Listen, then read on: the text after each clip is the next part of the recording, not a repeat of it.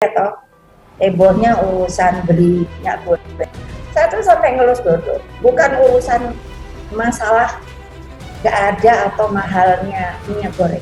Saya tuh sampai mikir, jadi tiap hari ibu-ibu itu apakah hanya menggoreng sampai begitu rebutannya? Apa tidak ada cara untuk apa itu namanya merebus, lalu mengukus, atau seperti rujak? Apa ada itu menu Indonesia loh. Lah, apa jelimet gitu.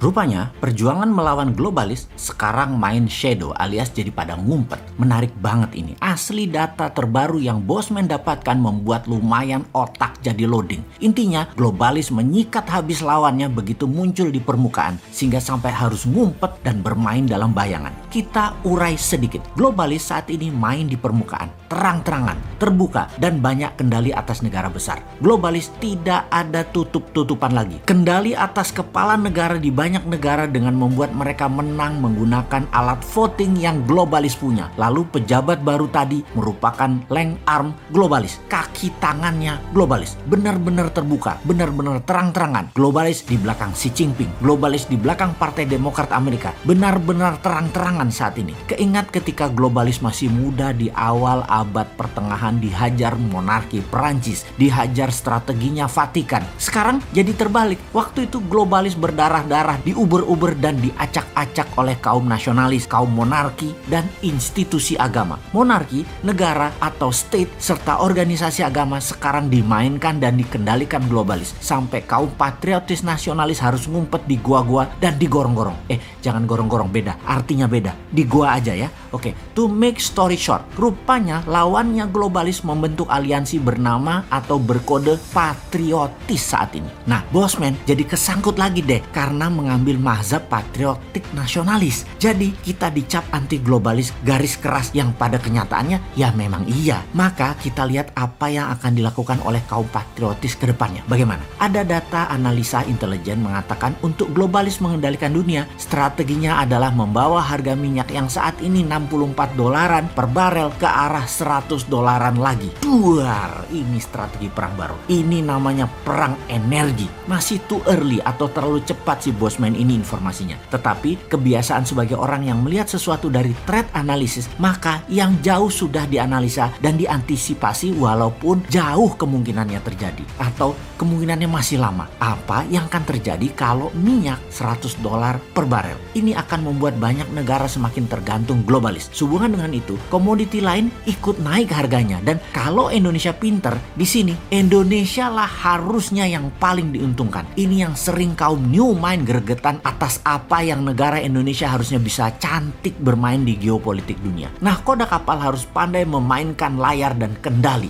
Harus pandai memainkan rem tangan dan pedal gas. Harus pandai kapan tali layangan diulur atau ditarik. Jadi, apa yang kita Indonesia harus lakukan sekarang? Baik, kita ulangi berkali-kali apa yang harus dilakukan jika bernegaranya faham. Negara besar yang punya 1,5 miliar penduduk yang sangat memerlukan kekayaan alam, negara penghasil mineral dan kekayaan alam terbarukan harus mengerti bagaimana cara mereka mengelola. Untuk memenuhi kebutuhan tersebut, negara tersebut mereka rela terlihat menuruti kemauan permintaan apa-apa saja negara penghasil sumber daya alam yang ditarget selama dapat sumber daya alam tersebut, walaupun menyedot aset nasional negara penghasil tersebut dan harus disedot. Kebetulan permintaan pejabat bernegaranya memang sederhana, hanya teknologi, hanya modal, tenaga kerja, dan membangun etalase untuk terlihat membangun seperti jalanan, jembatan, bangunan statis-statis deh yang kalau nggak dipakai ya rugi bandar dan mereka nggak peduli. Pokoknya mereka bangun aja permintaan yang terlihat keren tadi. Kalau permintaannya lebih elegan dan pintar, misalnya mintanya yang dinamis, yang bergerak. Misalnya, ya kamu dapat sumber alam Indonesia, tetapi masuk perairan Indonesia, kapal-kapal kamu bayar asuransi. Pasti nggak bakal disetujui permintaan tersebut. Atau kami Indonesia, kalau beli barang dari negara kamu pakai rupiah ya, nggak pakai uang negara kamu. Nah itu baru NKRI garis lurus pejabatnya. Tapi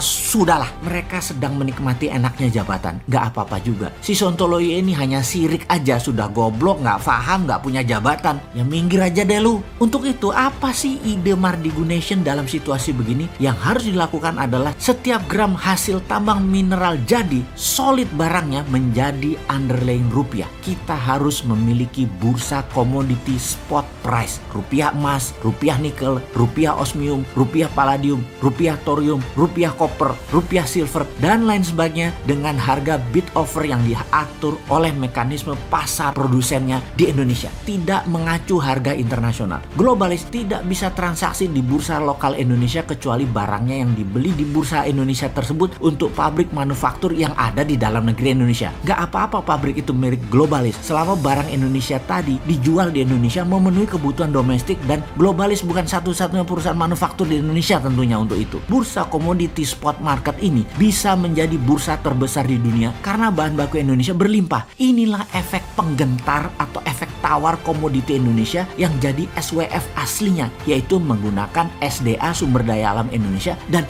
uang Indonesia. Semoga paham bahwa globalis akan membuat BBM ke $100 per barel guna menekan negara nasionalis dan kendali dunia kembali ke tangan mereka.